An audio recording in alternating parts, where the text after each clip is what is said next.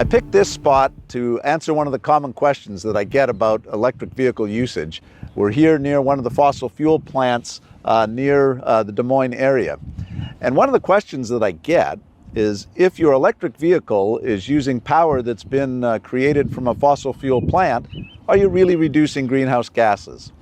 And a lot of studies have shown that the answer to that question is yes. First, a little bit of context to the data I'm sharing. It comes from the Alternative Fuels Data Center, and what they're trying to capture are the total emissions associated with your vehicle. So in the case of an electric vehicle, that includes the emissions that came from the power plant that generated the electricity. In the case of a gas vehicle, it includes the upstream production to refine the gas, and then also the tailpipe emissions from that car. According to the Alternative Fuels Data Center, the average electric vehicle in the United States produces 2,817 pounds of CO2 equivalent emissions in a year.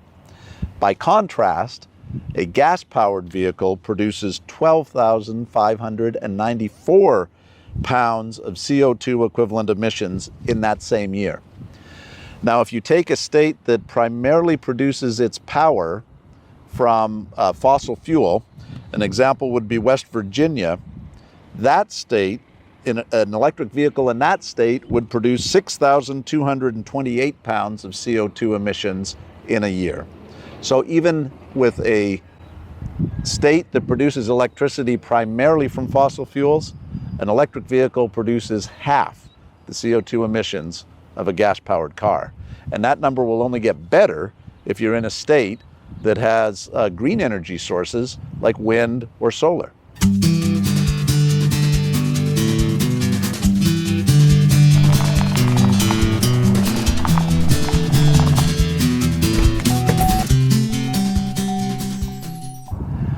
One of the questions that I often get now that we have an electric vehicle, people will say to me, well, where's all the electricity going to come from to charge these vehicles?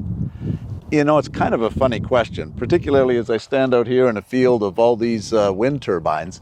You know, when I buy a gas vehicle, nobody ever says, where's all the gas going to come from? And yet, really, that's a more scarce resource, because when we've got renewable sources of electricity, there's really more upside there. But the question often is asked is, can the U.S. power grid handle the load of all these electric vehicles?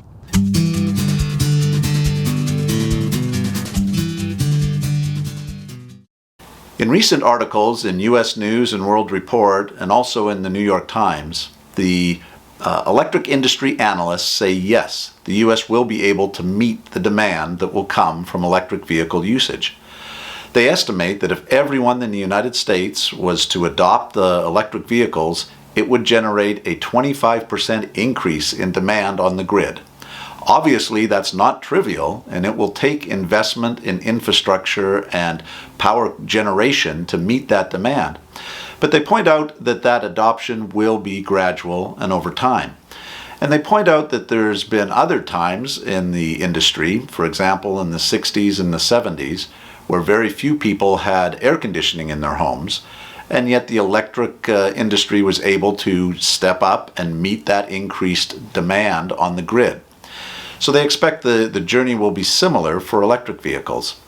They point out that one advantage is that electric vehicles can vary the time when they are charged. For example, our Bolt, we can set timing to charge at night, and that allows the demand on the electrical grid not to come at peak times.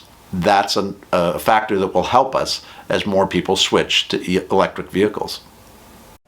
One of the questions people have is, where do you charge your electric vehicle? Well, the most common place, the number one place to charge, is right here at home. A lot of electric vehicle owners go ahead and get a level 2 or 240 volt connection put into their garage, and that's where you charge. And for us, that's our number one option.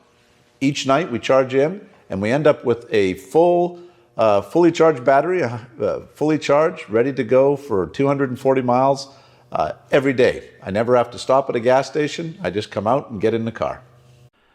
Well, how about charging when you're not at home? Also, people wonder, how often, how frequent can we find the charging ports like this? There are about 56,000 different chargers around the country with 148,000 ports. And that's as of May 2023. So I'm sure that that will increase as the time goes by. The other way we find the ports is my husband has several apps on his phone where we can look up and see where the nearest charger is. So we do get a lot of questions, and most often it happens here at the grocery store in the parking lot. The question is, where do we plug it in and how do we plug it in?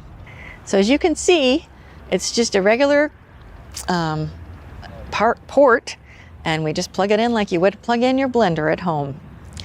And it comes in off the charger, and our grocery store here lets us charge for free while we run in and get whatever we need.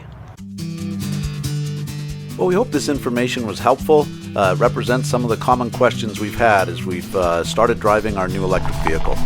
If you like this video, give us a like, click subscribe, and join us for more Forward Journey adventures.